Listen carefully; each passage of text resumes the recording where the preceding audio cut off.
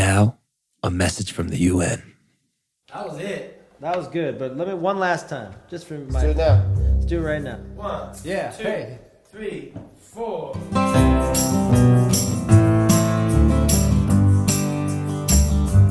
I got drunk and I was an asshole to my friends.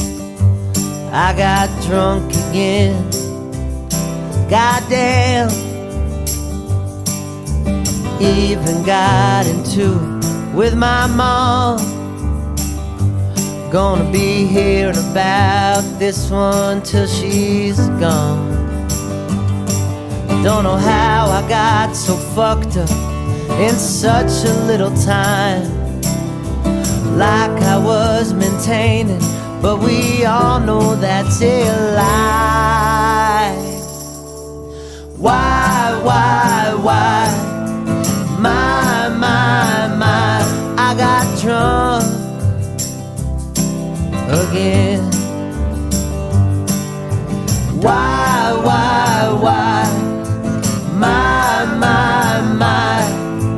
My, why? I got drunk. Goddamn.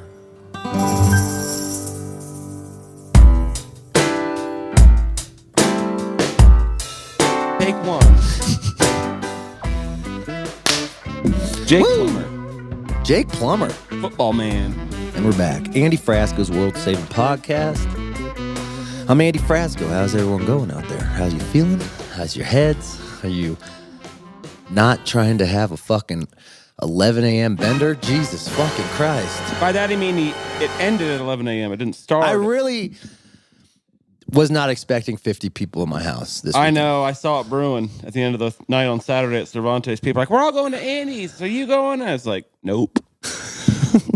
I got shit to do. I got to write my trivia game on Sundays.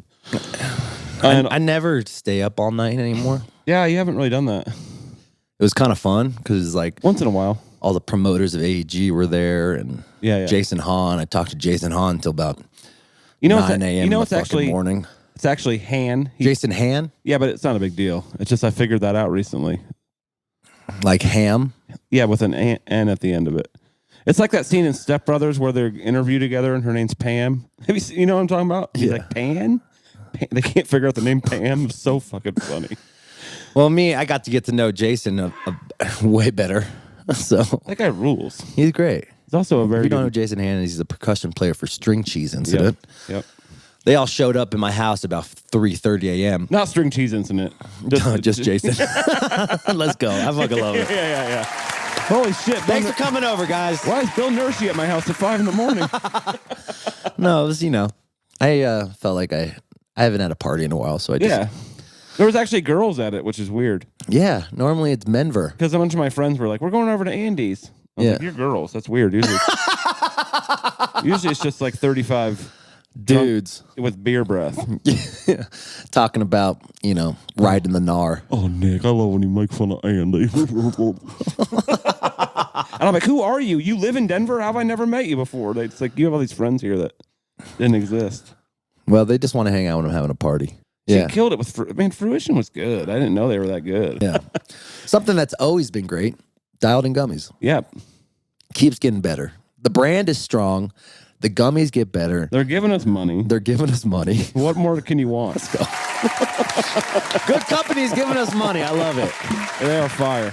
I need to grab some on the way out today. I'll give actually. you. I still have some from the I know Frasco batch. And I'm sure I'll get some more soon as I visit them. Ooh. My monthly visit, if you know what I mean. To the Hello, office. Keith. I want to start when they pay me to give me like a giant like golf check. No, not because I got to deposit it. Yeah, I go deposit it. Oh, yeah, you're right. Just me like trying to get that over the counter under the thing. I love it. So grab yourself some dialed in gummies if you're in the Colorado area. What's in them that make them so special, Nick? Weed. THC. Let's go. But you know, Gotta love it. it's really good THC spread evenly, homogeneously across every. Each bite has the exact right dosage that you need to get you through your day Or night. or night. I like to call them morsels. I'd been taking them at night right before I go to bed, and I love it. I like to take them. I take 2 about 3 hours before I go to bed, and then 2 about an hour before I go to bed. Yeah. and I'm just having thoughts, you know? Yeah. So get yourself some dialed-in gummies. And they are delicious. And they're pretty affordable, I think. I got kind of drunk on Saturday. People were buying me tequila shots. Yeah. I got to stop being so funny. No, seriously. I'll like make a guy laugh. He's like, you want a shot? I'm like, fuck. I was just talking. Well, the problem is our spot that we go to at Cervantes is the corner of the bar. Yeah, way in the back. That's where we meet. I got yelled at back there by a lady. Why? Okay, so Fruition at the very end's doing some David Cross tribute thing. David Crosby? Crosby, whatever. Yeah, not David Cross, the excellent comedian. Yeah, they did a stand-up version of David Cross bits. Yeah. No, and they were playing, like I was talking to, I'm not going to say who, and his girlfriend, and not even realize, we're like a $6 Uber ride away from the stage. We're at the very back of the bar. We're far. So far. Also, it's Cervantes. Like, it's not a funeral parlor. So we're just like talking, and all of a sudden this, I don't know, somebody must have laughed. This lady comes up and taps me on the shoulder, and she goes, excuse me, David Crosby. And then we just kind of stood there, and you know what I do when people are trying to dog me? I just don't say anything. I just stare at them, just let them sit in it. You love when I do that too. I love it. I just looked at her and I just let her sit in it, and then she goes, never mind, as if like you don't get who David Crosby is. It's like, first of all, calm down. We're at a bar. Second of all, he was 81. It wasn't like some giant tragedy. You know what I'm saying? I'm not happy he died either, but like relax. Third of all, like I don't have to do anything you want me to do just because you go up front and be part of it. That's just so weird to go up to 3 strangers. And she was like an older, a little bit older boomer white lady vibe, you know? Mm-hmm. She Karen'd us. She Karen'd She basically jam band Karen'd us. Like I've never had like a jam band Karen before. It was kind of like, it was so arresting. Yeah. Like, dude, it's just David Crosby. Also, remember like the last 5 years of his life, he was just like mean to everybody online. It's like Wook Couture. Yeah, exactly. Yeah, exactly. It's like, she's like, excuse me? And me and both of the other people were just like, what the fuck just happened? Yeah. It's like, dude, we're not at, like, this isn't like the State of the Union address. We're in the back of Cervantes. Yeah. You know what I'm saying? Yeah. It's know. a party venue. Just mind your own business. You know what I'm saying? Or just like, I don't have to do anything. What if I hate David Crosby? I mean, I don't, but what if I did? Yeah. I'm not required to, like, I didn't, like, buy tickets to a David Crosby tribute show here. And this is nothing against Fruition. That was cool what they did, and it was, like, sounded great and everything. You know what I mean? But we're talking to the homies in the back. I was, like, so far away. Yeah, like, we weren't fucking in the middle of the heat. No, I was, like, literally, like, by the security area almost. Right. Like, where you get your coat check. Yeah. So, like, fuck off. You know what I mean? Yeah. Fuck it. Jam band Karen. Tie-dye Karen. Tie-dye Karen. Oh, man. Like, you're a hippie, but you're also bitching about everything. Yeah, it's like, I get that you lost your virginity on Horde Tour. That okay, chill. chill. No, none of that. What? Because that was Don't bring Horde Tour in here. The Horde Tour rules, but I'm just saying that's how old she was. Horde Tour was awesome. Actually. It was. Yeah. Widespread, had the whole crew. Yeah. I'm just guessing she was there. Yeah. So if you want to book your venues at party venues, you should sign up for Repsy.com. Yeah. You should. And then if you want to sign up for listening room shows, you could do that too. Because you could do anything at Repsy.com. So frat? If you're in a band, frat. They'll keep their frat in order. I like that about them. Do you think Jam Band Karen would be pissed to see a concert at a frat? I don't think that she likes frats. I'm just going to go ahead and go out on a limb here and say tie-dye Karen, not a big frat party fan. She's like, okay, like, why don't you like listen to the music? You know what? Pissed. Oh. It's the patriarchy. Meanwhile, Grateful Dead's like 6 dudes, so I don't know. Oh my god. But Repsy, one cool thing they've been doing, I noticed, is they'll help the social chair of a frat make sure they don't get in trouble. I love that. That's so smart because you always, every like 6 months of the news, you see frat canceled, frat no longer having parties at, whatever state college. Yeah, I love that. So they make sure you don't get in trouble. I like that. Speaking of universities, world-saving athletes. Oh, Mount Union. The Twin Towers. Mount Union is number 2 in the fucking country. Oh, yeah, they're good. They're good at football, too. Let's go, boys. Division 3. My show ponies just fucking pumping up the people on Division 3. Twin Towers. Sports guy, Andy Frasco. Mr. Sports Guy. Speaking of sports, we have Jake Plummer on the show today. Hell yeah, I love that guy. Dude, this guy, I felt like I was starstruck. When he came over the house, he just showed up in his fucking tie-dye shirt. Mm-hmm. He had like a mushroom. He brought me mushrooms. But they were like not psilocybin. Like he brought you a lion's mane, right? He brought me a big old thing of lion's mane for the house. What do those do again? Like energy? It helps your nervous system. That's right. And we talked about mushrooms, and we talked about him being a quarterback, and we talked about how mushrooms are helping with CTE. I said that to him too. Fuck. That's okay. You might have CTE a little bit from all your falling down on stage. Yeah, I could. I can't remember anything anymore. Is he taller than you? He's actually not the biggest guy for quarterback. No, he was my height. Because that was kind of like his thing.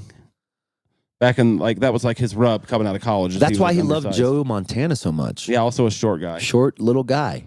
Yep. So oh my God. He must love Drew Brees. Yeah. Yeah. So I wanted to put out this episode before the Super Bowl happens. Is he technically a world-saving athlete now, too, even though he's not an athlete anymore? Yeah, he's been on the podcast, and we honor him. Yeah, and he does psychedelics. You know, I love an athlete who does psychedelics. Let's go. Athletes to me are so interesting. Me too. That's what I was telling. I was like asking him all these questions about being a quarterback and stuff. I just love how objective it is to, like, you can't just like rich dad your way into like an NFL career. I mean, you can a little bit. You can have better coaches maybe, but like at some point you're either good or you're not. You know? kind of have to be a dog. You have to be a dog, especially in football. Dude, to be a quarterback? To be in anything in the NFL, you're a dog. Right. You have to love football. You have to not care about just getting smashed. You know what I mean? Like, I don't know. It's pretty impressive. Yeah. I wouldn't even want to play in the NFL. Like, mentally. So scary. Yeah. Even if I could physically do it, mentally, I wouldn't want to. He said the biggest hit he ever hit was Stranahan. Strahan? Michael Strahan? Michael Strahan just getting his tailbone. Oh. And he just tackled him from the back. And he said it was the worst. I mean, that guy, Strahan is what? 6'8", 280, 310? Not that tall, but he's big and he's fast, too. That's the thing about these. He was a defensive end, but like kind of defensive end and linebackers are interchangeable. They are some of the scariest human beings on earth. Oh, my God, they're not fast. only are they big and strong, they are so fast. Yeah. Scary. And he had the most sacks in a season. What balls to be a fucking quarterback? I love that the biggest hit he ever took in his life was from the Today Show host. Regis and Kelly. Today Show host Michael Strahan gives Jake Plummer. Andy was a dog in college. Yeah, I know. I mean, Jake, I went to that game. My parents one? took me to the ASU Ohio State Rose Bowl game. Oh, because it was in your house. Pasadena. Was that pretty close to where you were? Jake Plummer was my guy. Like, I thought, because I loved Joe Montana. That was my all-time favorite athlete when I was a kid. Too bad you're not a 49ers fan. That would fit you more. I was more, because he was older, so I was, when I was like in my prime watching football and when I was a kid, Joe was on the Chiefs. Oh, right, because you're like a little younger. So I went to his... I mean, he's even kind of old. Like, even I was a very young kid. But Jake was in his prime when I was a kid. Yeah. He was good. He was. That Arizona team was good. And... he had 161 touchdown passes in his NFL career. It's fucking good. And 161 interceptions, exactly equal, which is actually not bad. Yeah. And he likes how because he's a scrambling quarterback, so he loves like Jalen Hurts and dude, Jalen Hurts is the man. Who do you think's gonna win the Super Bowl? Eagles. Yeah, I do too. I watched both games. I think they're better. I think they would have beat the Bengals too. The problem with the Chiefs is all their wide receivers are hurt. They're banged up. The Eagles have the best offensive line, which usually that's usually how you win. And they have the best. I think that Riddick guy on the Eagles, can't believe he didn't even get nominated for Defensive Player of the Year. It's fucked up. He had 2 fumble things yesterday in the pick. It was crazy. Yeah. So I'm going for the Eagles too, and go to Philly. Shout out to Philly. I'm just happy to see Bengals fans mad. Yeah, it's always good for me as a Browns fan. So you're gonna love this interview. Yeah, and guys, I just saw the ticket counts for the West Coast tour. We're going on tour with Big Something, and they're pretty good. I'm just kidding. I was kind of nervous. I was like, we're a month away, and we're like, we're sold out in a couple places like Nevada City, and we're getting close to selling out in Seattle. But the shows that I was worried about, like San Diego, almost sold out. That's good, because you didn't, like Lars show we didn't do shit. But that was the height of COVID right at the beginning of the tour, and those West Coast liberals, Yeah, and I'm playing the Troubadour, get to go, West Coast liberals, chill out. Yeah, but remember, they were like more, they like still wear masks in their car, I'm vaccinated, people. I'm vaccinated. I'm trying to be more edgy so we can get more clicks. Oh, hot. But yeah, thank you so much for buying tickets, but keep buying them. I want to sell out Portland. We're in a bigger room in Portland. What? I want to Which room? Aladdin Theater. Tell them, because they have cool venues, so maybe if it's a cool venue, they'll be more likely to come out. We moved up to the theater in Portland. Ooh, Aladdin. And, I can show you the world. Our shows with Motet are selling pretty good in Salt Lake City. I mean, it's selling good. We just need more help. So I know it's a month away, so this is when everyone starts prepping and buying tickets. So go buy your tickets to our West Coast tour. Are you doing Seattle? Yes. That's cool. I love that place. Yeah, Seattle's almost sold out. Tractor Tower. One thing I've noticed, I think tickets are coming back up a little bit. But one thing I have noticed is people are buying them closer to the day of the concert, which makes sense because like people don't have as much money because of the economy, so they're probably... Yeah, and walk-up's been way better. Yeah, that's good. Yeah. Because a couple shows at Cervantes, it's been like a week or two out, and they're like, "Oh God!" And then Scary. and then it sells out. They both sold out. Yeah. Yeah. So grab your tickets to our West Coast tour. We're back. We're finally back on the West Coast. Yeah. God, I can't believe how many people listen to the Barber episode. Those Disco Biscuits fans. It's amazing. It's like those Disco Fans just like hide in the crevices, and then when it's time for them to show up, they fucking show up. Yeah, it's a cult. Shout out to ketamine and nitrous. Yeah, and Ivy League schools. The thing is, like, that's wild about the Biscuits. Though you'll be in their crowd and you'll just turn and talk to some guy, and he like is on ketamine, and then he's also he's like, in a balloon, like he's like, "I'm where CTO, you from, brother? I'm CTO of Safeway." Seriously, it's like that because they're smart. Like it's weird. It's like a thing. I don't know. Well, so it's a cult. Shout out to Barber. Yep. All right, guys, have a great week. Be safe out there. Yeah. Let love be your source today. And don't bother people just because. And don't bother people just because they want to have a good time in the back of the bar. Yeah, I'm a human being. I'm sorry. You know? All right, don't Karen us at a music show. Yeah. Music show. I get if it was like a, like we were up front yelling. Or if it was like the David Crosby tribute with Fruition, like we're celebrating the life. No, it was like the end of their set. It was a $6 room. And we were literally in the back of the bar. Yes. Come on. Yeah. Be nicer. You go closer then. Why don't you go closer? I know you just want to like show your opinion and stuff, but we don't need your opinion right now. I get it. You like David Crosby more than me. You win, you know? I know. It's like it's more assaulting that she didn't say that when we were listening diehard to all the Fruition songs. Thank you. It's like, oh, so you don't respect that band? Yeah, you more respect them doing a cover of your favorite band? No, she was over there selling her pins during the whole Fruition show, and this dude or whatever they were selling. You know, yeah, fuck you. Peddling her heady wares. Be nice. Okay, we're nice too. We gotta be nice too. We can't be. I'm only reacting. We can't be approaching happiness for the week and then talking shit about. I'm just saying, don't hurt other people's happiness. That's all. Okay. Yeah. Let everyone have a good time. Yeah. And you know who else I'm talking about? You know who I'm talking about. Yeah. Let me have a good time. Yeah, you. Unnamed person. Brian. No, I'm just kidding. Brian's been good. Yeah, you're starting to make money, so it's like he likes you more. He does. Okay. I'll clap to that, actually. I'm on the higher of the food chain now, baby. Medium. I've seen some of his other clients. It's fun. Okay, we're done. Ooh. Bye. Icy. Holy shit. Jake Plummer is in my fucking house, dude. How's it going, bro? It's good, Andy. It's cool. It's nice to meet you and be in your house. Bro, I am so stoked for this. Before we talk about like your life early on, I want to talk about what made you so fascinated with mushrooms? That's a great question. I haven't stopped being fascinated from the moment I became fascinated.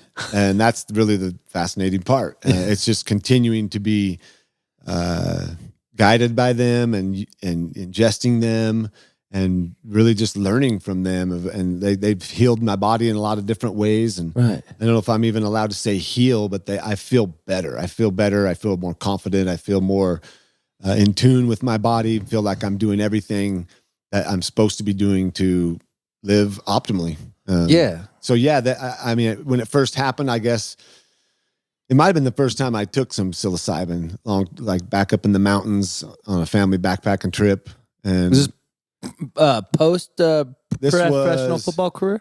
This was probably early on in my college career. Okay. Yeah, and so up in the mountains, and we'd go up to the Sawtooth Mountains, and I nibbled on a little bit and went on a hike, and I can remember everything about the hike and everywhere where I went, and it was just a beautiful day. And I had a couple more instances where I had taken a little bit of psilocybin, like a concert and with some friends one night.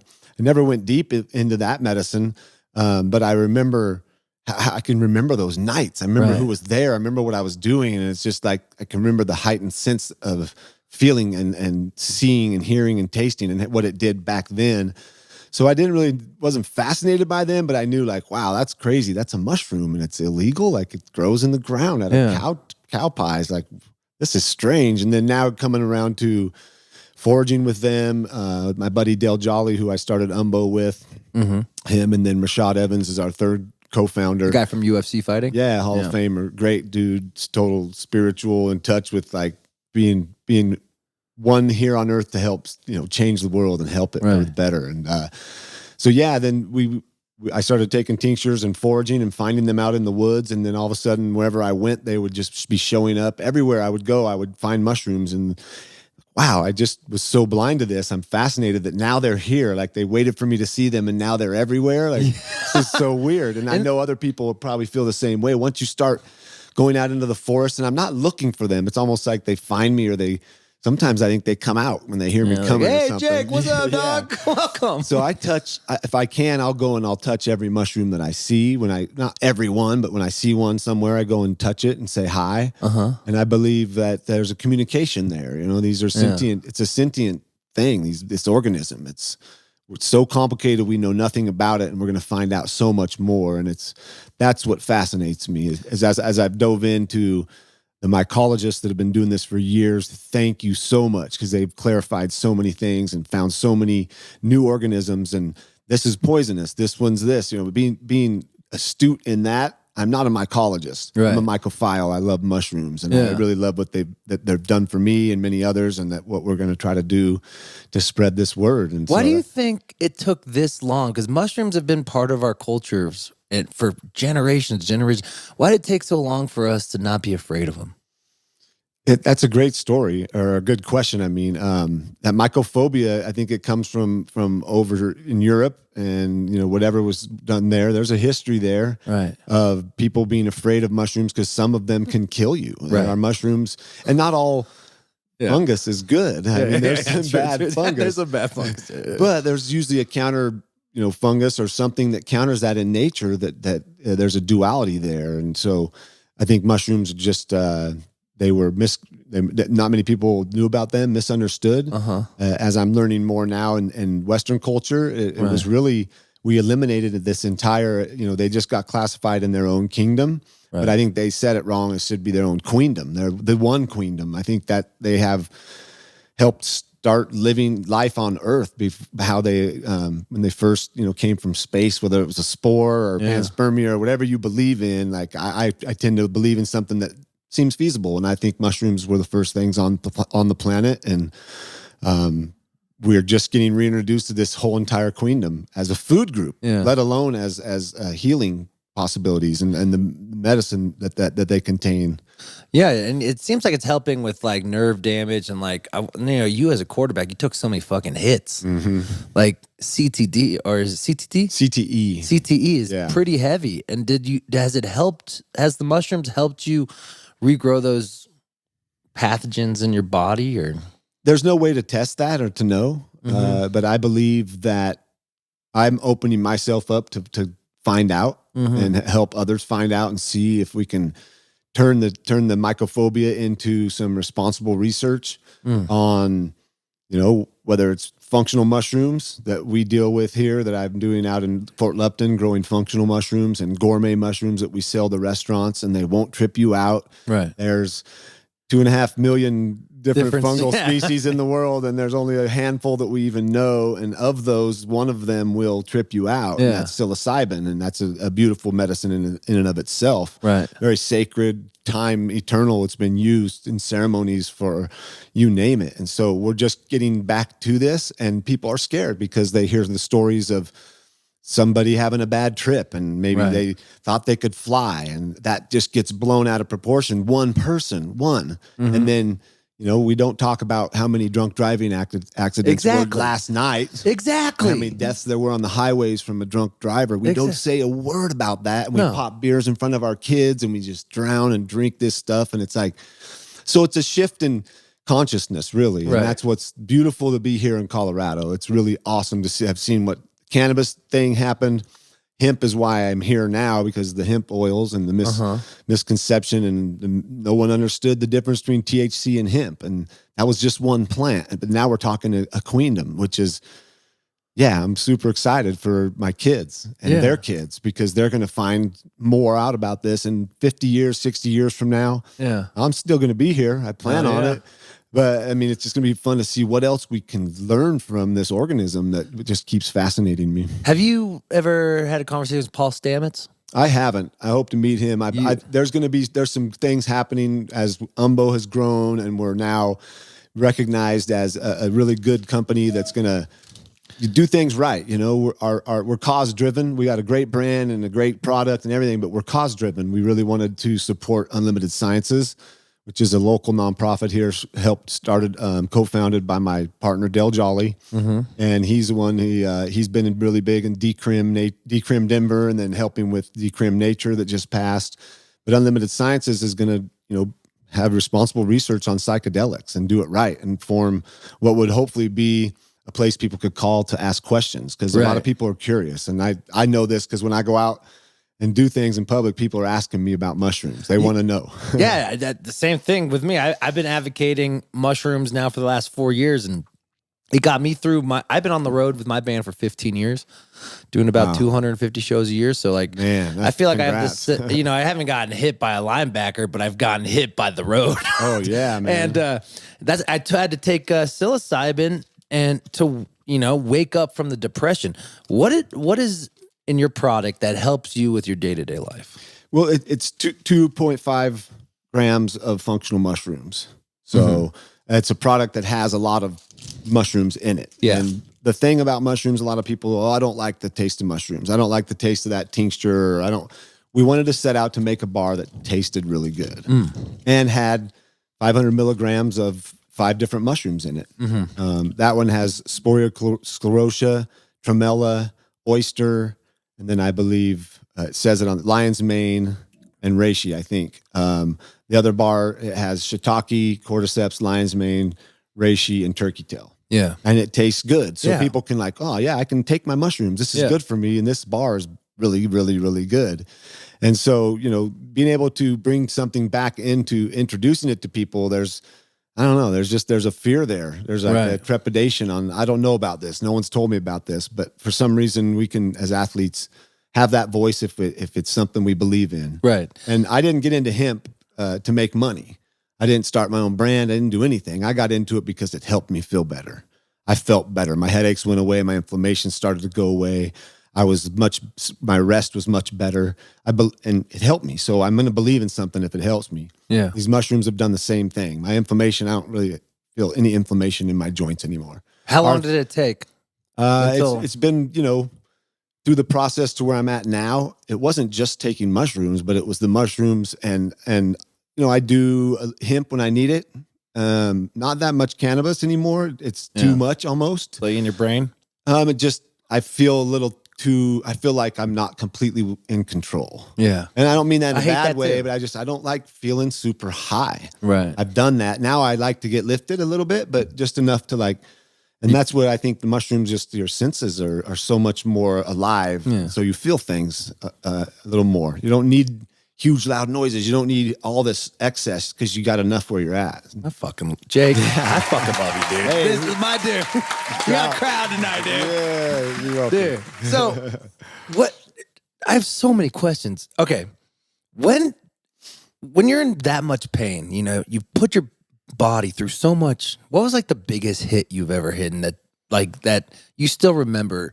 Feels like it fucked you up for a while. It's different because some of the ones that looked horrible and they were in the moment, I didn't get hurt from them. It just hurt right then, and then I was okay. But there were some that were worse. Were like getting my tailbone grazed by Michael Strahan's face mask. He came to get me, and I ducked under him, but his helmet hit me right on my top of my tailbone, and so that one lasted for like 6-7 weeks. I mean, all the way through. I carried that the rest of the season. If I landed on my back on a sack, it hurt so bad. I mean, it was just for a couple weeks. It was like, I can't land on my back. It's almost too much. Those kind of ones were the ones that you had to play through. Yeah. And I'm not gonna. My tailbone hurts. Nah. What about the concussion protocol when you were playing versus now? I mean, there wasn't. They started to have the test for people that got concussed. Go in at halftime, take the test. In fact, when I got back in the game, my last game here in Denver, when we played San Fran, and Jay got a concussion in the first half, I went in, gave the ball to Mike Bell. He went down. We ended up scoring and going in at halftime. Then Jay came back out and finished the game, and we lost. So, nowadays he wouldn't have been able to come back out. No. And that's just, that's how quickly it's progressed. Just since that's 16 years ago. But even then, we saw this year, Tua didn't. His hands. And like, there's a way to fix that. To sign this. What is it? This is if you get concussed and you want to play next week, that you can never sue us, and your brain is on your hands. Right. Go back in, have fun, kid. You can go to the bloodbath if you want. You can do the damage you want, and the fans can say what they want. But if you want to do this, you can do it. If that was how it was, then I don't think it wasn't like that. It's his body; he can do what he wants with it. Was it like that when you were playing, or no? Oh, guys would come off. They weren't there. Yeah. And then usually they would keep him out if we had a backup or someone there. But if we needed the body, he was going back out. What was the most concussed you've ever been and had to still execute? I got knocked out probably. I know I can recall instances of getting knocked out on the field at least 2 to 3 times. 2 for sure. Levon Kirkland, I tried to go low into the end zone, and his knee hit my helmet right into the ground. And my rookie year, and I got the ball in this next play, and I was supposed to hand it to the tailback, and I gave it to Larry Centers, and he's like, "What the hell, man?" And I was like, "I don't know, man. What?" And then I came back. And then the other time I got drilled into the turf trying to dive in for a touchdown, and I hit my head going in, and got knocked me out, and I came back too. I was out, and then I heard the crowd come back into it, and then fullback Joel Makovica came up and looked at me. He's like, "You all right?" And I was like, "Yeah, I'm fine." He's like, "Where are we?" I'm like, "Dallas." Like, "What's the score?" He's like, "I know what the score is. I didn't get in the fucking end zone. Let's go." So I came back quick, but I was knocked out. Yeah. So how many other times my head was rattled? I got hit and sacked a ton. Thank God I was able to move like I was and avoid the other, times that exponentially. I would have been hit way more. There's no way I would have lasted 10 years. So I don't think much about that, though. The CT, to get back to that, is it's almost like, what's your future hold if you're in the music industry for too long? Like, what are you going to be like? Are you going to develop some kind of, you play the guitar for 50 years, your shoulder's probably going to be a little fucked up and in this position the rest of your life. Unless you do stuff, yoga, which is something I alluded to, is these mushrooms aren't the only answer. It's just made me more aware of how things make me feel. Right. So instead of, I'm just going to sit here and watch TV, no, I'm going to get up and sit down on the ground and watch TV and stretch, because I got 30 minutes here to just move my body. If I don't move, I get stiff, I get cranky, I get in a bad mood, I get depressed, I yell at my kid, and you go down that tunnel. But if you move and you keep going, and I do yoga as much as I possibly can. I do a lot of breath work and meditation, and it's not like I'm 3 hours a day. I just sit down for 5 minutes sometimes, do some breath work, have a conscious intent for the day, and I go. What was the most depressed you've ever been in your life? It's probably here, not during the pandemic, but leading up to it. And then the pandemic hit, and it was right when I decided, I got to go. I got to get, I've helped raise the kids to a point, now it's time for me to get out of this house and go accomplish and do some of the things I've been wanting to, but I've been having my family be the most important thing. Right. And it almost got to where it was too much. And so navigating that relationship with my kids, my partner, and then the pandemic, and we were forced to now it hit pretty hard, but that was right about when I started taking the mushrooms. And then also, was introduced to some ceremony and some ayahuasca. Yeah, ayahuasca. Tell me about your experiences with ayahuasca. What I share from those experiences, I don't talk much about them, but I do know that coming out of them, I don't fear death anymore, and death happens, and we can't fight it. It's going to happen when it happens. Hopefully, it's a long time out. Yeah, that's my plan. Is to Preventative medicine is, I think, what these functional mushrooms hold too. It's just mending your body so you are optimally living now and further into the future, because we're not stressing our bodies out, and I lost the track. No, you're talking about it's about learning how to be present. You've been talking about this throughout the whole conversation. How hard is it? Well, it was ayahuasca. It like living is what I had been afraid of. Living isn't coming down here, and I was like, sweet, this is bad. I would have been thinking myself into what do I got to be? Do I have to be? I was going to go in and be who I am, man. It's you, dude reached out and said, "Hey, going to do a podcast?" I said, "Sure, let's do it." So for me, seeing that and having that revelation under the medicine of grandmother medicine, which is I was really close with my grandmother, really, really close. I grew up across the street from her, my mom's mom, and she was very influential in who I am today and how to treat people right, how to live like a Christian, even though I'm not religious, but have those real Christian values and treating people with respect. How do you want to get treated? You treat people like that. Right. If someone's mean to you, don't be mean. You be nice back to them and make them have to deal with that. And so it's a lesson that I'm still learning to this day, but the ayahuasca definitely showed me to start living. When you were an athlete, were you a dick? When? Like professional year when you're making money. But like more specific as far as like out in public, in the locker room. In the locker room with your teammates.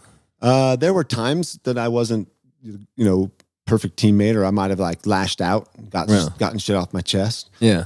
Or, was just like, hey, if a second string or third string quarterback threw the ball to Rod Smith, I'd be like, what the fuck are you doing? Yeah. It's my rep. Get out of here, Yeah. Not in a mean way, but like, don't make me even have to say that. Like, I'm out here because I'm number one and I'm going to throw to my guys and then you get what's next. Hell yeah. And it wasn't me being a dick. It was just, I wanted to throw to my guys because I wanted to get all the practice in that I could so I could be the best that I could. Yeah. And have you always been like that? You've always wanted to be the best at Very something? competitive. I guess it's not being the best at that, but actually doing my best for my team so that we could all achieve what we were supposed to do. I was very unselfish as a teammate. I mean, I worked my ass off. And it wasn't so I would be like, oh, Jake Plummer was the best quarterback ever. And I wanted to be on a team that was like the legit. Best, And that my teammates loved me and I loved them and we played well together and it meant something. So, I'm super competitive. 2 older brothers, I have to be. That's how I grew up. What was your life like in with your parents growing up? Were they forced you to be competitive, or they let you be who you wanted to be? Well, having 2 older brothers, immediately was as soon as I could catch the ball or was able to throw it with them. They had their standards. Yeah. Touch it, you touch it, you catch it. Like, okay. I'm diving in the yard as a 4-year-old, smashing into trees because I can't let my brothers down. They were my idols, my big brothers. So my parents never forced me into anything, really. They saw us on a path of sports that we loved it and we loved to watch it, and they put us into sports, but it was never more than I could handle. It was how I liked it. And back then it was, I'd play Little League and play Optimist. Then I go into playing basketball for my junior high or high school, and then play baseball in the spring. And then the rest of the time play handball, play tennis, play golf, ride my mountain bike, whatever. I was playing nonstop. What's the difference between being present now, how you view being present, versus how you were present when you're an athlete? My present now is much more, it's much more connected to the people around me. Where when I was playing, I was distracted by a lot because as a quarterback, what do I got to see? I got to see everything, everything happening around me, and then sense what's happening back here, and even sometimes know exactly what's coming from behind. There's just you get to that ability of spatial awareness. So when I be in a crowd and say going back to a reunion or something where there'd be a lot of guys, you're going to see a lot of old teammates, and there may be 4 or 5 you really want to see, and I'd be talking to one that I wanted to see, but I'm like, we weren't tight like I was with my backup quarterback. Right. And he just came in and I'm like, and so my mind would, half of it would, but now I've been able to just rule that like, all right, cool. He's here. I'm with you right now. And I've really felt like being able to drop in like that just makes stronger connections. And you feel more from somebody when you do that. And that's what I like to do now. I go to appearances. I hate when it's just rifling them through, signing autographs. I'm not going to say hi. It's like, okay. But the ones I go to now they're more a little bit social, so I can chat with people and share a story with them or ask them, what's up with you? And they have questions. A lot of people share some stuff that they're going through with me because they feel like they can. So, the game was awesome. I loved it, but it put me into the position I'm in now it's not having a voice. It's just being able to be authentic and live what I'm living. And people go, okay, yeah, he was always pretty real when he was playing too. Like, I remember him getting in trouble and hitting that fender bender and all that shit. But he owned up to it. He said, yeah, I was stupid. My anger got the best of me, and I'm going to try to control that, and I won't let it happen again. Life goes on, right? What were you like with, like, I see how you were with your teammates. What were you like when people were trying to tell you what to do, like coaches and bosses and stuff? I think the good coaches that I had, like Kubiak was really good at knowing, there were times on the field where he may be pissed off if I wasn't practicing well. Right. But most of my coaches would do it in the office, just me and him, like one-on-one, because they knew, I was pretty fiery. And part of me was like, they rip on my guys. They rip on like sometimes there were guys that were just the whipping boys. And a coach that's now up here at CU was just hard as hell on some of these young kids. And it's like, that wouldn't have happened. I would have turned around, taken my helmet off, and said, hey, you know what? You can coach me, but you start saying that shit about me, let's go. Don't say that shit. I can't turn around and say that shit to you without getting cut. So you better watch your mouth or I'm going to fuck you up. Yeah. And even if he could have fucked me up, I didn't care. But I didn't ever have a whole lot of those experiences, but there were a couple where it was like, an O-line coach and I were like, they had to hold us back. He was pissed off at me. Why? What'd you do? Because I went over to, he was talking to the O-lineman in Arizona. And he was talking to his group and I just been through a few shitty series, sacked, hit, no time. I walked over and he was talking and I just like cut right in. I was like, I don't care what he's saying. You just need to fucking start playing better. All of you start playing better. I'm going to step it up. You're going to step it up right now. This is bullshit. We're better than this. And he's like, don't you talk to my O-line. And I said, this isn't your fucking O-line. You're coaching my O-line. And he stood up and we went after it. Let's fucking go. And and then after the game, that's the beauty of the game. We hugged and he had more respect for me, and so did my lineman. And it's not that I was trying to thwart the who's in charge and the authority, but it's like, this isn't the Army. This isn't life or death. This is a game. And I know that the head coach has to be the general and be in charge, but you know what? That means he has to treat us right too. Right. If he wants us to treat him, then you don't berate me in front of the team. You don't, especially me. I'm your number two. Yeah. I'm actually number one. I'm number two under the owner and the quarterback. Right. I mean, Russell Wilson's number two in Denver. Right. They fired the coach and they're looking for a new one for him. Yeah. And so you don't want to abuse that power, but if you have to step up and make sure your teammates know that I'll step up if I have to, if this coach is like not doing right. And I even stepped up to Shanahan a couple times. And he was a dick, right? No, not really. He expected something that was sometimes unattainable. He wanted you to do your best and always, like, with preparation, there's no reason why you shouldn't make that throw. And it's like, well, there's a lot of reasons. There's 21 other reasons on this field that throw could go wrong if someone doesn't do their job or, oops, he's in the middle of the throw, So he just expected a lot. And I was fine with that. But we didn't have a whole lot of, bad ones, but there was just like that last year was tough. What about Ricky Williams? I interviewed him last year, and he was talking THC before everyone was talking THC too. Well, he took a lot of that some people said some really nasty stuff about him when he let because of his marijuana habit. Yeah, you want to say, or his using the medicine. Yeah, and that's crazy. Like Ricky's cool though, man. I've had a couple great times with him. In Kauai at the quarterback challenge, actually. And we hung out and stuff. And I'm going to be doing a yoga with him in Phoenix, February 11th. Really? We're putting on a remembrance is what we're calling it. And it's a holistic health, naturopathic medicine bazaar down in Chandler. And so we're having a bunch of former athletes and Sonoran University down there with their graduates. They're coming back, from sound baths to acupuncture to Pilates. Me, Ricky, and another lady are going to lead an hour yoga class. And I'm just trying to present this to some players that are so ingrained in that NFL lifestyle that it's almost like they're scared to say, hey, I want to go try a sound bath. Oh, man, what do you mean you're going to do a sound bath, man? Yeah. That's for pussies. But if they come to me and hear that, I'm like, dude, it's amazing, man. Tell me about a sound bath. It's just with gongs or healing bowls, and you just lay down and start breathing, and then you feel the music. You're a musician. Yeah, man. But what does it do to your body?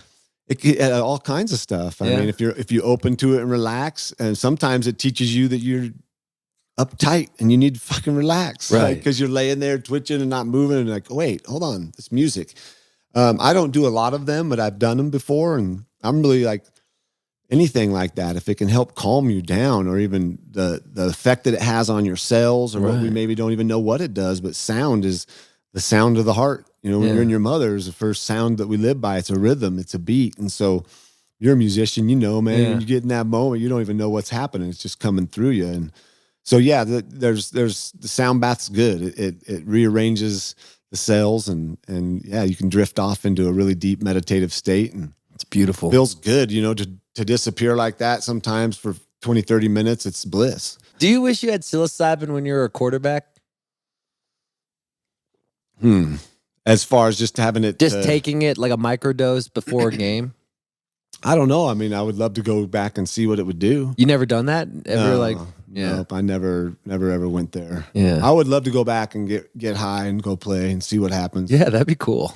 I think I'd probably have amazing glimpses of like, oh my God, how did I make that throw? Yeah. And then like, what happened to the ball? I couldn't hold on to it, and then I actually handed it to the other guy. And like, because you know, for me, you know, I mean, I don't use cannabis a lot regularly anymore. Yeah. Body feels good now. I don't have headaches.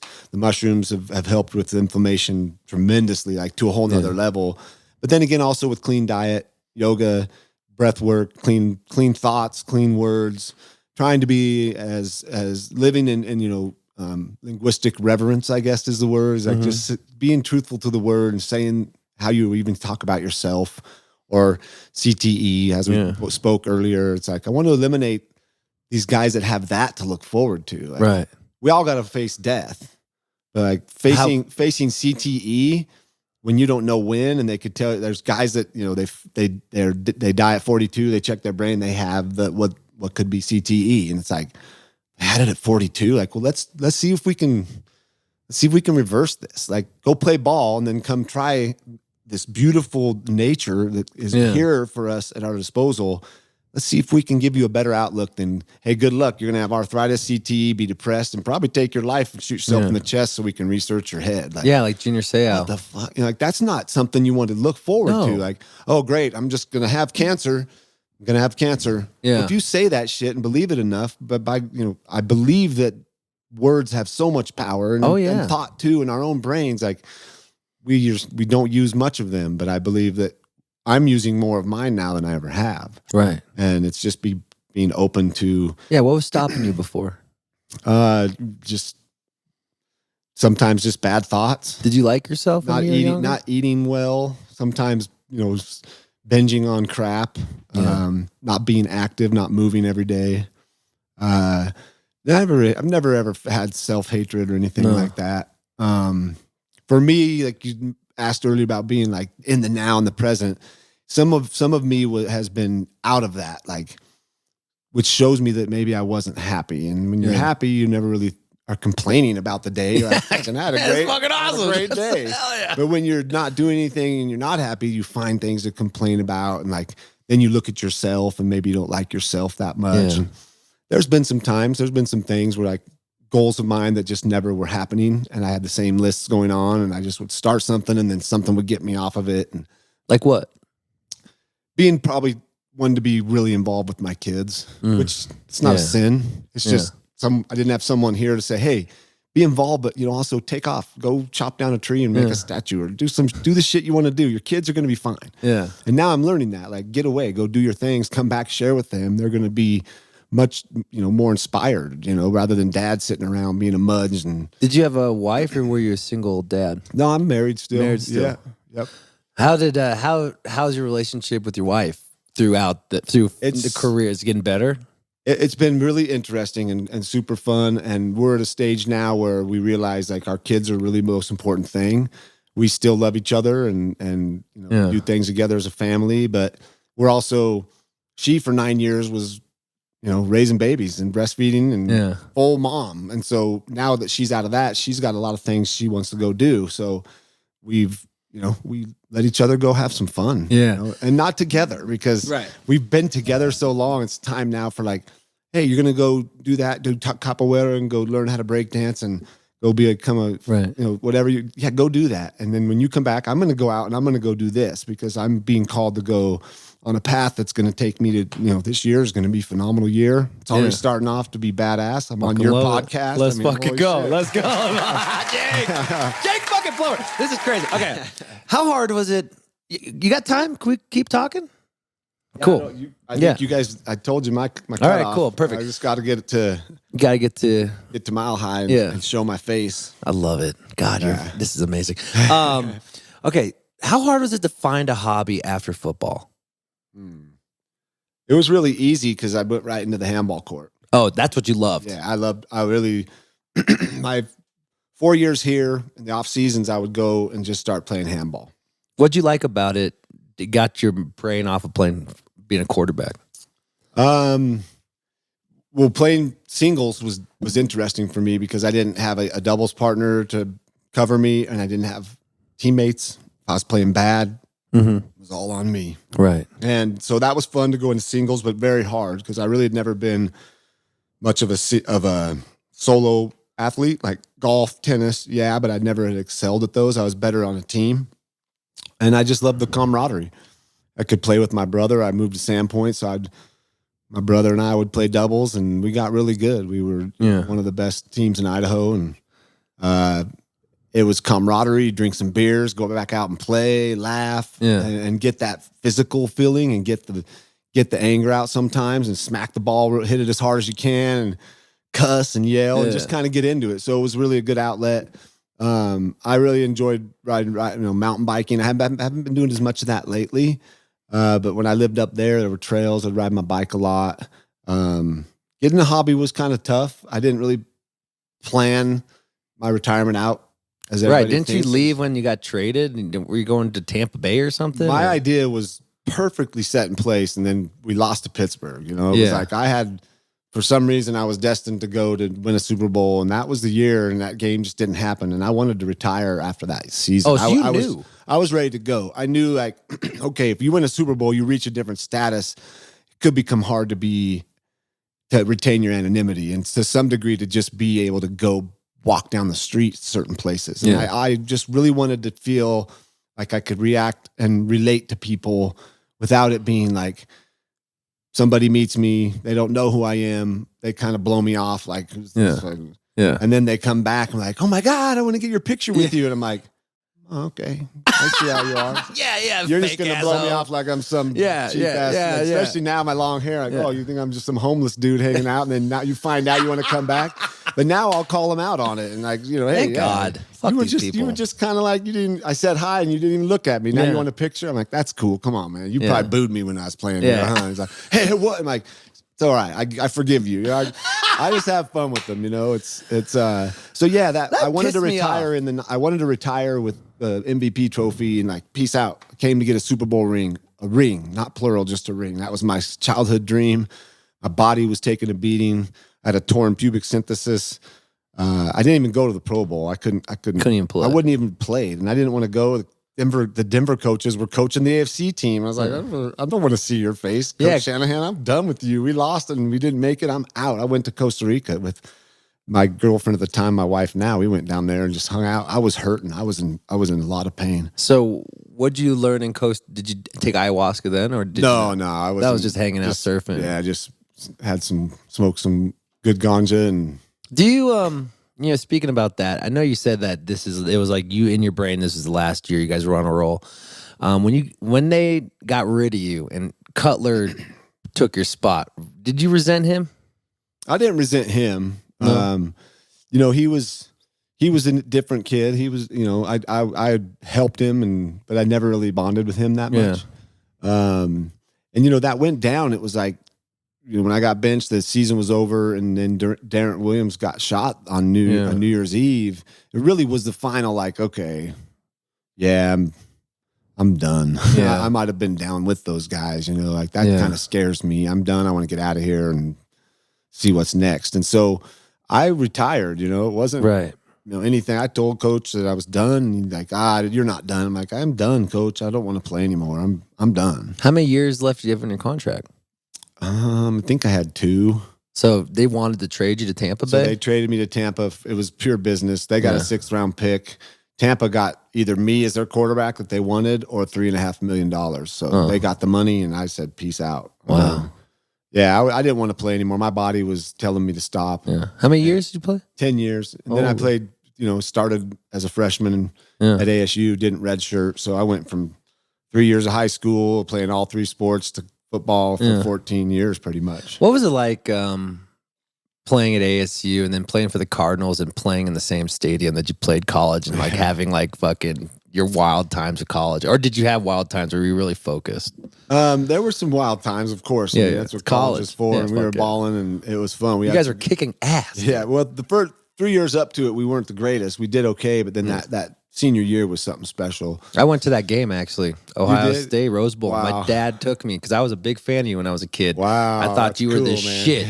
I thought you were the biggest pimp, dude. I thought fucking threesomes. I thought this idea of Jay Cutler, or not Jay Cutler, Plummer was like, this guy is my guy. Wow, dude. man. Because you really did remind me of Montana. Yeah. And that was my hero growing up. Thank you, man. That's cool. Thank you. So what was that like going back? Yeah, it was cool. And, you know, to touch on what you just said, it's really something special to hear that. And then to, you know, when I have any doubt about anything, or I've really learned to love myself for who I am, it's like you think back to like, even when things were tough, or maybe you weren't playing well, or you've been through this transition after the game, there's someone out there like you that was affected by just who you were as just a football player. Like, let alone you didn't really know me as a human, but what I did just on the field had that much of an impact. And I realized like, I had a gift. It was a gift given to me, and to stay there was a lot of fun. I really wanted to go somewhere else though, to be honest. I've been there. Tempe and Phoenix area. I've got a lot of friends, a lot of family, but It's kind of a hellhole. I just really don't. I like the desert out around it, and I don't mind going and golfing and all that. But it's not my style of where I would want to live. It's not something that I would like. Oh, I'm planting my roots here in the valley. Where'd you want to go? I loved it here in Denver. I mean, you wanted to be a Bronco. When I played for the Broncos, coming out, I wanted to play for the Chiefs. I was like, I want to play for Kansas City or San Fran. And San Fran had the 19th pick, and they drafted Jim Druckenmiller to fill in for Steve Young, who was like a scrambling, crazy quarterback, just like I was. But they made a move to not do what Bill Walsh wanted to do at that point, and so they drafted him. But the rest is history. I went to Arizona and had some fast success, and then we had a few real tough years. It was fun. I mean, I loved Sun Devil Stadium. That grass, that surface was amazing. But those days, those game days, the middle of the day when it was 120 degrees, it was like, oh man, it was hot. Yeah, but it was nice. I mean, I hardly ever played in snow and rain. Yeah. What was harder to play in, 120 degree or like snow, like Buffalo or something? Snow was nice because the ball didn't get wet. Oh, really? Rain was what I hated. When it was rainy and the ball get dirty, and late in the season when there's sand everywhere, if it was wet, you weren't getting a ball that you could throw. I hated throwing in the rain. Yeah. And then there were some cold games in Washington and in the Meadowlands, you know, where it was windy, raining, and any games cold. That you still lose sleep from? You think about? Not really. I mean, if I think of any game, it's Pittsburgh. Yeah. You know, that was my chance to do what I've wanted to do. And I mean, even if I'd have got to the Super Bowl and lost, I wouldn't have cared. It would have been like, shit, I played in the biggest game on that year. So I don't look back with very many regrets, you know? I mean, if anything, it would have been fun if I could have somehow taken a year off, stayed in shape, and come back and played for Kubiak. Yeah. Like I would have liked to have played for Kubes down in, not that I like Houston, but would have been fun to play for Kubes down there. He had a great team and he needed a leader, and I think I would have fit that perfectly. And they really had a team that was Super Bowl. You thought caliber. so? Oh, they just needed a quarterback? Yeah, they were right there. They made it, I think, to the AFC Championship that next year or the year after. But yeah, and then funny thing, I would start one time, I was like, you know what, I'm going to take a ton of hemp and use cannabis, start training, and I'm going to come make a comeback. Yeah. And even if I don't make it or whatever, I'm just going to show like I could still do this. And then about a week went by, and my wife's like, you've been a real asshole lately. And I was like, really? She's like, I don't think you want to try to make a comeback.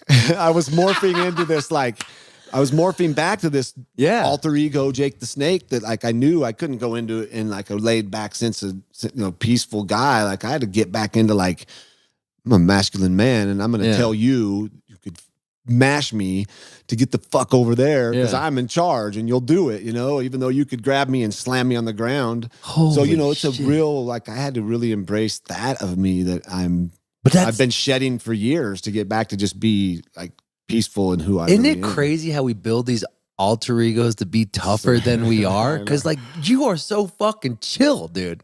I felt like you've been like you're always been like this, or what? Not always. There's definitely times where I wasn't, but I've done a lot of work, and there were moments in my life where I was, and there's still some situations that that can bring to it a challenge, but I accept them now and know that I'm somewhere that I've learned what to do, or the teachings that are out there for me. Do you need to be an alpha to be a quarterback? I don't think you have to be the alpha, but you need to be alpha-like. Yeah. You have to be able to step up, and in a different way. Like you can be, because there's guys that have done very well that were extreme Christian athletes that never ever went down to the titty bar or to the bar or got down and dirty with their low O lineman or D lineman at a house party, and so, but they've still had success. But I just believe you have to be able to garner that respect, right? And that's really what the alpha does. But the alpha in most people's minds is the wolf beats you up and like, respect me. Like, you can earn that in different ways. Yeah. Like, hey, let's go. Like, hey, Al, give me the fucking ball back, man. Give me the ball back. And there's 3 minutes left, and boom, they go out and they get the ball back, and then you go out and you take them down and you win the game. Yeah. That's how you establish the alpha that I needed. I didn't need to be chew your ass and I'm dominating you. I needed to have you respect me. I always was wondering, when you're a quarterback, do you have someone in your headphones or in your helmet? Do they tell you who to pass to? No, it cuts off like 13 seconds before the play. They shut off. Really? Why? Because they don't want to distract you? Because that would have been hell. yo, pass me.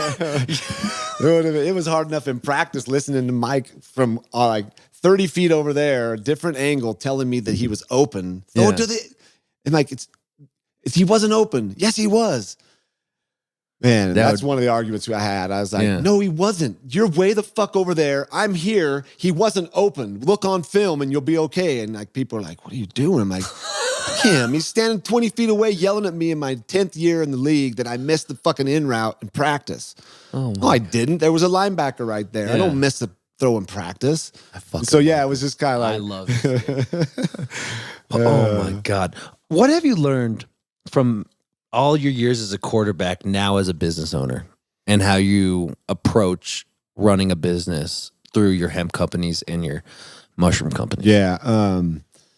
No hemp companies. No hemp companies. Yeah, but just the mushroom. Yeah, I'm a fan of Charlotte's Web. Their stuff, is really good. And that's what we set out with, with Umbo, is to try to set a standard to be, a very high quality, consistent product. And so, being a quarterback and being in business, it's really, I didn't study business, but, I was in an organization as the number two, whether I was making those hard decisions or not, I was very instrumental in the success of something and realized I can do my part. I always will do my part. The more I can do, the better, as long as I'm taking care of what I can do, but I've got to raise the level of the people around me. I've got to have the right people doing what they know how to do well also, and also know how to back them up if they need. I'm not going to go play center, but I could go punt. I could go punt and kick a field goal for you. If a kicker gets hurt, let me do it, coach. I'm an athlete. I'm a competitor. I kick field goals. So just as an owner, you got to have the right people around you. You got to have people that, one, are passionate about what you're doing. They believe in the mission, and they believe in where the vision is and where it's going. And they have to put, for what we're doing, they have to put a lot of intention into what we're growing out at the farm in Michael Love out in Fort Lupton, which is functional mushrooms that if we plan to do what we want to do is help heal the world, then we have to put intent into that. We have to grow those mushrooms with love and with singing to them. I went and talked to all of them today and told them how beautiful they are. Do they talk back? They don't talk back, but you can. Well, do you feel the energy? Yeah, you can feel them. They're just amazing, and like especially Reishi is really one of my favorites. It's just it's the connection from the heavens to the earth and mushroom of immortality. I've been watching this video a lot of the music of mushrooms. Have you seen this? Where they you could feel the pulse of them connecting together. That's so beautiful. It's really outstanding. I love just some things we can't explain and never will be able to. And I love those things because that's magic to me. It's like, great, you can't explain it. This is wild. It's singing to me. It's making a noise. And it makes you think back to when you were a little kid and you probably had conversations with mushrooms and you don't remember that. Yeah. because we all I talk to trees, and I talk to my imaginary buddy and go over and follow the frog and talk to it. And that's why it's so hard to explain an ayahuasca experience, I think, right? Yeah, it's hard to explain because there's such a wide gamut of things that can happen. Right. Every individual is different, and that medicine just knows. And isn't it wild how that medicine knows? Yeah, you don't want to fight it. Or try to go in like thinking you could take two larges and then the first time you did you try to fight it? I didn't fight it. It's just I thought, I'm not feeling this, and took another big dose, and then it was like, well, you should have waited. Be patient, young man. Like what happened? Here's what happens. That's when I realized that life and death. Did you like see yourself like dying? Like, not dying. It was just I went into this dark. It wasn't dark, but it was just an expansive space and was floating, and it felt better than I've ever felt in my life. Mm-hmm. It was like euphoric. Yeah. Then I came back and then I realized like where I was, and then I went back to it because I was like, I want that again. And then, that was really when I learned, I came out of that not fearing death, because when that happens, it's like, was that your biggest I don't have fear to know, before where's that? my wallet? Oh God, did the kids get picked up? Oh, did you feed the dog?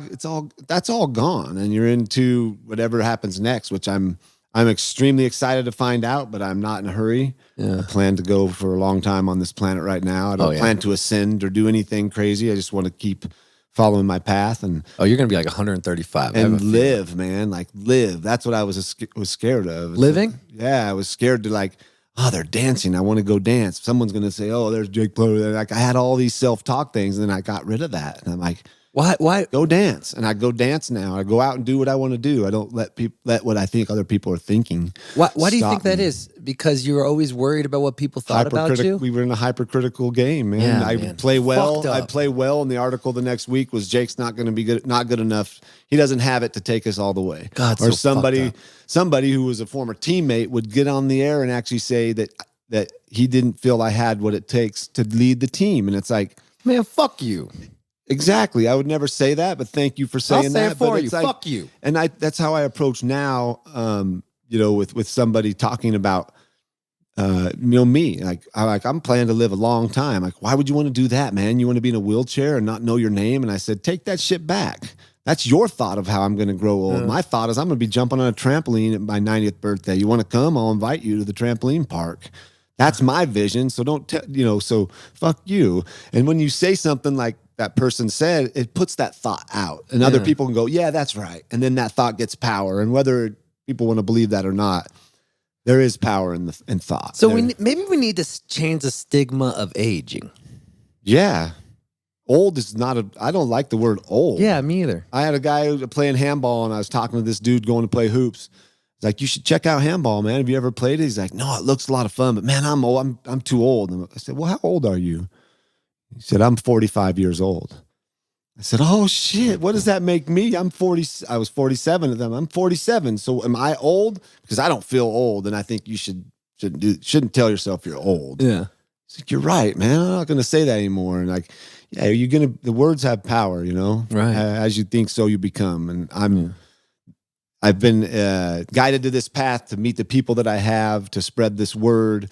People can listen or not, but I'm going to shake up the status quo and have people approach their health and wellness in a different way. And we're going to do some research. We're going to figure out what these beautiful organisms have in store for human optimization. Jake fucking Plummer, dude. Unbelievable. I'm fucking down with this. Dude, I'm with you on this, bro. Yeah. There's a lot of people on it. You tell me you need anything from me, man. I'm an advocate. Awesome. Yeah. I mean, there's a lot of people that are I get asked more and more, and thank you, Colorado, the state of Colorado, the people that voted for human rights, like the human right to take nature. What a novel thought. Like we have to fight in order to take something that's been growing on our continent before we were here, and then we found out it was medicine through the natives. And now it's illegal, and then we're going to use it to possibly treat alcoholism, extreme addictive alcoholism, with psilocybin, and actually help people. And it's still listed with heroin and cocaine. And very American of us. So it's changing, though. It's changing. Yeah. Like to be a part of that, man, football was great, but that was so small. Yeah. That was so small. I'm so happy. It was meaningless, really. I mean, not meaningless, but like we won, we lost, touchdown, interception. It's still the same thing going on. Right. And I still like the game. It's great. I love. Can you watch it the same anymore? I can watch it. I like watching it. Yeah. I don't choose to watch Yeah. it. But I'm going to watch Sunday so I can know what I'm talking about at the Super Bowl. Oh, I yeah. at least know. Plus, the teams in it are good. Jalen Hurts is fun to watch. You like watching those guys who can run like Hell that? yeah, man. Because you were like that. Yeah, they're cut free to be themselves, be athletes. They're not in a box. They're let their true gift can shine now because they can go out and play. What about like shelf life on running quarterbacks? We'll see, man. Some of them last a long time. Brett Favre moved around a lot. He did. played for a long time. He did. So, I think that there's shelf life there. Jared Allen, that's a different story. That guy's big anyway. He's carrying around 250 pounds. Yeah. How long will he last? I hope a long time because he's fun to watch. Yeah. Before we go, I want to talk about Pat Tillman. Cool. Do you mind? Not at all. He's your best friend. It was your best buddy, man. One of them for sure. Yeah. How was that? I mean, you guys played together in college. You guys played together in pro. What was that like when he said he's joining the military? I was made aware of it through a former teammate who was a coach, whose brother had been a Ranger, who Pat had contacted. And, I was told, hey, you should talk to Pat and talk him out of this. He's thinking about joining the Rangers. It's like, well, okay. Thanks for the insight, but I wasn't going to talk that man out of doing anything. He was if anything, like I was going to join him or applaud him and wish him well. And, he'd make his mind up. And it wasn't some whim or some unthought out thing. He actually put a lot of thought into it, and a couple of scenarios with other friends, and they've reminded me of conversations that they had with him about valuing your life, how good we have it here in America, yet we still just complain, and what's it like to maybe have your life in the hands of somebody that could take it right away. And so I think he wanted to feel that, to just even dive into what life really felt like even deeper, because when you're looking across the way and a gun's pointed at you, all of a sudden life gets real really quick. Not with the 4th down and 4 and you got to make a first down or else we don't go to the Super Bowl. I mean, life goes on, right? And it's hard to get over that. And that's where some of the work we're doing, we want to help people, with those little traumas and little things they hold on to. But Pat was phenomenal, man. When he came to ASU, I was a sophomore. He came in on his recruiting trip, and I was like, who is this cat? He's on a knee with long hair and wasn't that dressed up, whatever. And he's just checking people out, looking around. He was a confident man. He was a beautiful man. Yeah. He also was very genuine and authentic, and he cared about other humans immensely. He really loved humanity. He loved to talk to people. He would just you'd be walking, most people you just walk by and you'd be like, Pat would take off and never said, hey, we'll wait. And it's like, all right, we'll see you. He was going to go, someone piqued his interest and you go talk to him. It could have been a janitor or a librarian or who knows. And that's the fun thing that I bump into people that, had a moment with Pat, just one. And they were so affected by That's why him. That's why you loved him, because he was just real, man. He just was real. And he wasn't always, like myself, were you a dick on the field? There were times where I wasn't the coolest cat, but I was doing what I was in the moment doing. And Pat was the same way, man. He was what you see is what you get. So hardcore competitor, loved to have fun, was always willing to strike up a conversation on, anything. Was it luck that he was on the Cardinals, or did you convince these guys to sign him? No, I mean, they signed me the year before, Yeah. and it happened that it worked out. I started, and we had a good closeout to the first season there, and then he was coming into the draft the next year, and Larry Centers was the fullback for the Cardinals when I came out, and he was publicly we better draft this kid. And he was telling the owners, and he was very vocal, don't let this kid get away. There's something about What him. pick were you guys your second year? What pick? Was it a high pick, or was it I think we are 12, 13 maybe. Yeah. I can't remember. But yeah, and then I was, of course, hey, just telling you, he changes the way things operate. I mean, he was a guy who went 100% even in practice. Right. And that's where you get better. I mean, your testing ground is the game. Right. Where you can make a bad play or the opponent can actually beat you. But in practice, it's on you to go 100% to get better. And so when we made our transformation before 96, we added Derek Rogers, who was another guy like that, who was there for a short time. Yeah. Just like Pat, who told Coach Snyder, don't no, don't redshirt me. He told the head coach, don't redshirt me, because if you do, you're only gonna get 3 years out of me because I'm out of here. Yeah. And so he didn't redshirt him. I mean, this is Pat coming in telling the head coach, Bruce Snyder, no, don't redshirt me. Yeah. And so his effort and the way he ran, and Derek, who was motivated to get 1 year at ASU and go to the pros, Right. he would fly around and practice. And before long, if you weren't flying around, you were standing out like a sore thumb on film. Like if you weren't pursuing the guy with the ball in practice, yeah, you stood out because dudes were flying. And then that's when our whole team ramped up. And then we felt like, we're going to have a season. Go. We're good. We're much better than we were last year. And when you found out he passed away, how was that on you? That was tough. I'd just gone through a breakup, almost got married, pretty big life-changing event. And I was up seeing my brother in Sandpoint, just getting away from everything. And he called me up there just to say, hey, I'm getting ready to go back for my last deployment. And like he called me to check on me, and he was leaving to possibly never come back, which was the worst case scenario we could have had. Right. So, it was tough because I was looking forward to having him come back, and he had some stuff he wanted to share with me. He wouldn't talk on the phone about it, but he was like, I got a lot to talk about, but there'll be a time and a place for me to share some stuff that I've come across. And he had a meeting set up with Noam Chomsky, and like Pat wasn't just going to go back and play football. I think people think he was going to come back and reunite America under the flag. I mean, Pat was patriotic. I mean, in the patriotic sense of like pride for himself and his country, but Pat really, I don't know what he was going to do. He might have played just to make some more money, maybe, but that wouldn't have been like him anyway. And like, I think he had aspirations to just come back and continue to make people think about how they treat others and how they treat themselves. And are you living on this earth? Are you living? Are you really living? Because between, the years he was alive, he did a lot of amazing shit. And he wasn't perfect. I mean, he was a potty mouth. You got to dinner, you just feel like, Jesus, Pat. There's 3 kids over here, and you keep F-bombing like crazy. And he just was him, And he'd gotten himself in some predicaments before. He wasn't a perfect man, but he sure knew how to be a friend, really a dear friend that would check on people. And he had a wide impact on a lot of us. And I was blessed to know him. It was sad the day I found out. I didn't believe it. I had to go call, some guys at ASU and get confirmation. And when it was for sure, it was just really, it was heartbreaking because, I was really excited to see what was next for him. What was Pat going to do next? You're right. Because he's such a big spirit. What was he going to do?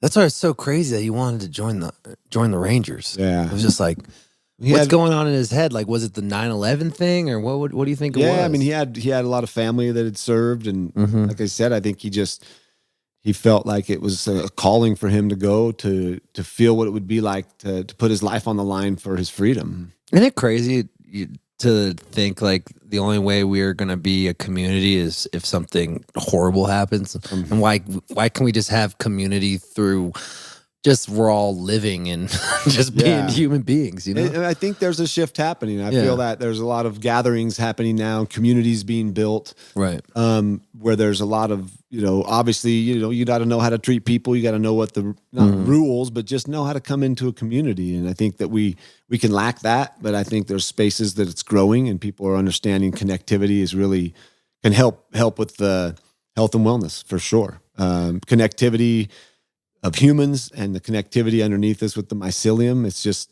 we're being shown how it works. Yeah. Mycelium helps all plants thrive. Some die, but most of them thrive because of the exchange of nutrients, of sharing. Yeah. Everything here is for everybody. And if we all were able to get a little shift in that way, I think that, we're going to see the earth and the world get better. Yeah. Unbelievable. I'm going to clap it one more time for you, brother. Thank you. Thank you. Man, I know you got to get to Mile High. Thank you so much for being here. Yeah. Anytime you want to hang out, I'm serious. Let's do it. I'm down. I know you got your other life, but if you want to take some mushrooms, say hi to some plants, I'm your guy. That'd be fun. I got you. Jay, I got one more question because I always end the podcast with this. When it's all said and done, what do you want to be remembered by? How do I want to be remembered? What do you want to be remembered by? Yeah, I guess just, I don't know. I think if I could be remembered as someone who just treated everybody the same. Yeah. just was whether you were someone huge or someone small. And that really, we just talked about a guy that was really like that, Pat. And just if I can, go out with the respect, people knowing that I was doing the best I can. And I think that there's a lot that's going to happen. So I don't want to try to predict or steer my path in any other way than saying that I'm here to receive and to let what life has in store for me unfold, and to be in that space, and thankful for the game to give me the financial freedom to pursue some outside interests like this. We'll be able to really influence and help a lot of people. And that's to be able to help people and kind of walk the earth as a healer, not in like healing as doctor or whatever, but just bringing that love and bringing that feeling of comfort and just being in it, being present. Yeah. Well, you're doing a great job. Thank you, man. Thanks for being I try on my the show. best. Thanks for being on the Right show. on, Andy. Appreciate you, bro.